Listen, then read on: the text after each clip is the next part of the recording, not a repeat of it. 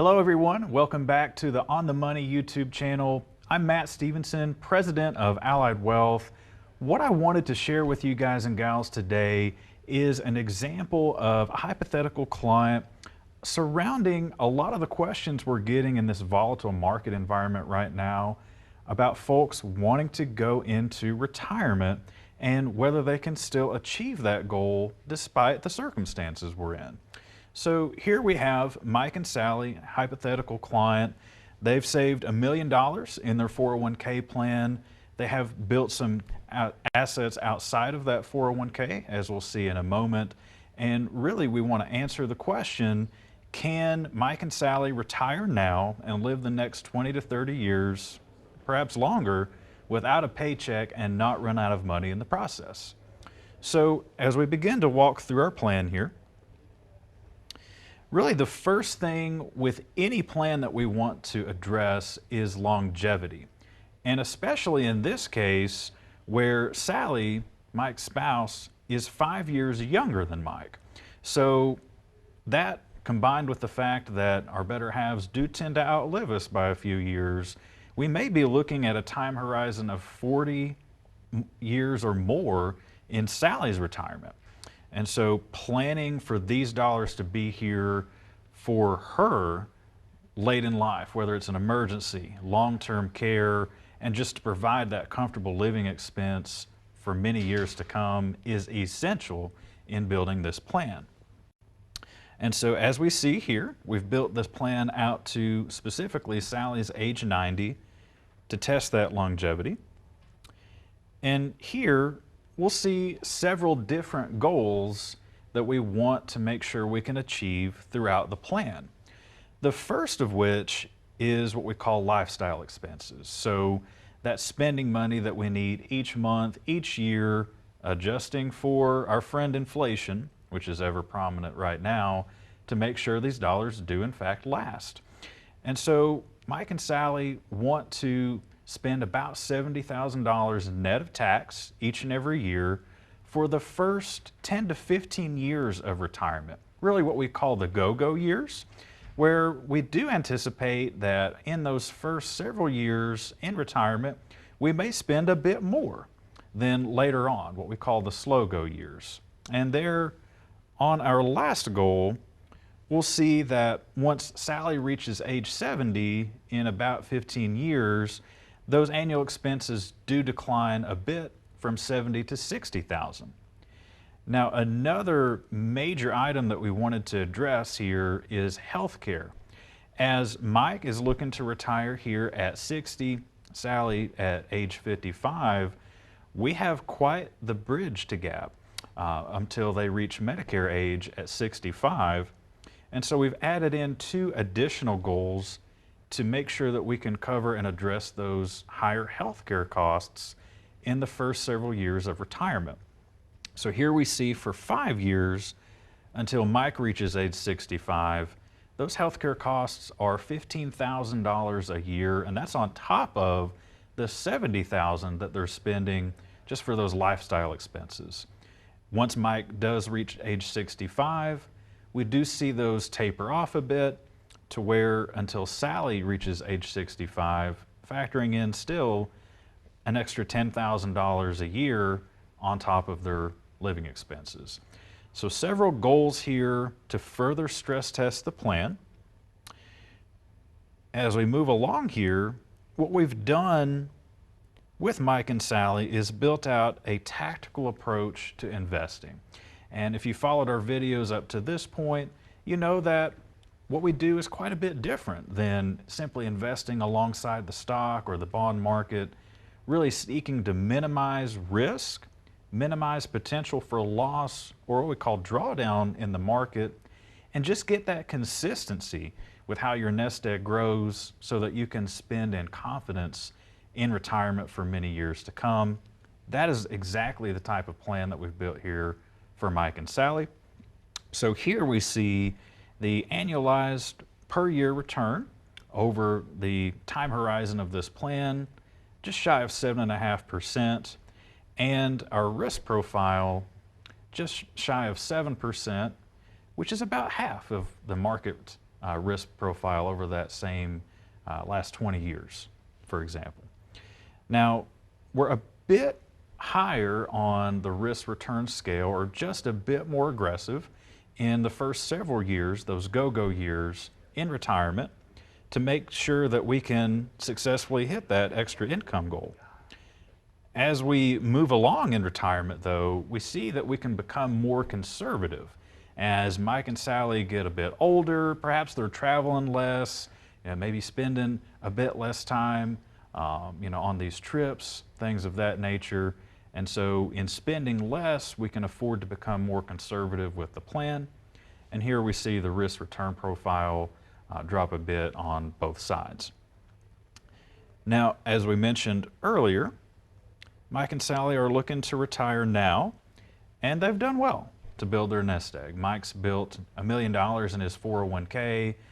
Both Mike and Sally have been saving diligently over the years, and they've saved some after-tax dollars, about $250,000.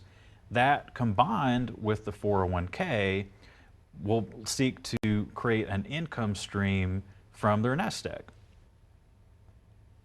Now, as we move along, we also have their guaranteed sources of income, and that's going to come from their Social Security benefits. Now, Social Security is one of the biggest things that we want to plan around in retirement, because there's so many different ways to file and claim with these strategies. You can begin taking that benefit at age 62, and you can defer all the way until age 70.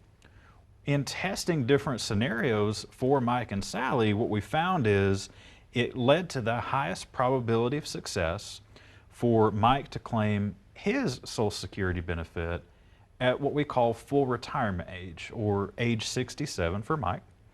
And that benefit will be about $35,575. We do get to adjust that benefit for inflation each year. And at age 62, at the same time, Sally is going to file for her spousal Social Security benefit based on Mike's earnings record over time. So that is equal to 1/2 of Mike's benefit at full retirement age, adjusted for, in this case, claiming a few years early. So in this instance, Sally will receive about $11,723, again adjusted for inflation. As we talked about earlier, longevity is one of the most important things we want to address in any financial plan. And because of that, we do know that our better halves, our female spouses, tend to outlive us by a few years. That, coupled with the fact that Mike is 5 years older, we wanted to plan for the possibility that Sally may outlive Mike by a decade, if not longer, in this plan. If Mike were to pass earlier than Sally, Sally would receive a survivor benefit equal to what Mike was receiving, that $35,000, again adjusted upward for inflation at that time. Now, we want to overlay a tax strategy on top of this comprehensive plan, and especially around Social Security benefits.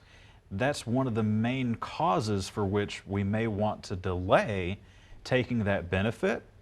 That allows us the ability to take some of those pre-tax dollars that Mike and Sally have saved in the 401k, not only use them for living expenses, but seek to convert or move them from the 401k, the pre-tax IRA, over to what we call a Roth IRA. Pay the taxes now while tax rates are low, and move those assets into a tax-free environment later on when tax rates might be much higher. So there are many different variables that we want to consider in any retirement plan like this. As we move forward, there again we've addressed tax rates. Mike and Sally in this case do live in Houston, so there's no state tax here.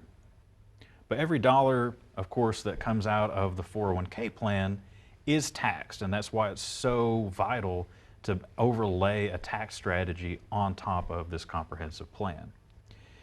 Now, what these plans are designed to do is give us a probability of hitting all of our lifestyle goals, whether it's our living expenses in those go-go years, the first decade and a half, as those decrease just a bit later on in retirement, but also importantly, those additional healthcare costs that they're going to see retiring before Medicare age. That, leaning on the nest egg for income combined with their guaranteed sources of income, in this case, gives Mike and Sally an 89% probability of hitting those goals over time. Now, this is a very confident outcome.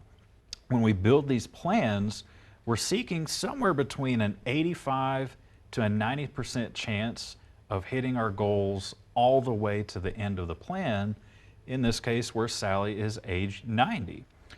Basically what this tells us is that out of 1,000 different simulations, Mike and Sally were able to hit their goals in the plan 890 out of those 1,000 different scenarios. So very high probability of success there, which we love to see. And most importantly, at the end of the plan, we want to give a range of various outcomes that Mike and Sally may see from their plan, whether it's on the left, a best case scenario based on very good market conditions. We don't like to really plan around that. What we do like to plan around, again, to stress test any scenario, is actually on the far right. So that's more of a worst case scenario, meaning if everything goes quite wrong with market conditions over the next 30, nearly 40 years in Sally's case here, that these plans have still a high probability of hitting those income goals. And here, those dollars are able to stretch until Sally turns age 90 at the very end of the plan, about 3.5 decades. And so this is really the range of expectations that we like to show our clients and how we tie together these different concepts, whether it's stress testing for longevity, investment performance, managing risk, minimizing drawdown, claiming strategies around Social Security, a healthcare strategy, an estate planning strategy. All of those are essential elements into building a comprehensive plan, and that's exactly what we were able to do here for Mike and Sally. That's what we'd love to do for you as well. If you want some help getting a second opinion on your own plan or want to build one moving forward, give us a call at 281-444-7555. Also, guys and gals, if you like our content, don't forget to hit subscribe and hit the bell for notifications when we provide more content. I'm Matt Stevenson. Look forward to seeing you again soon.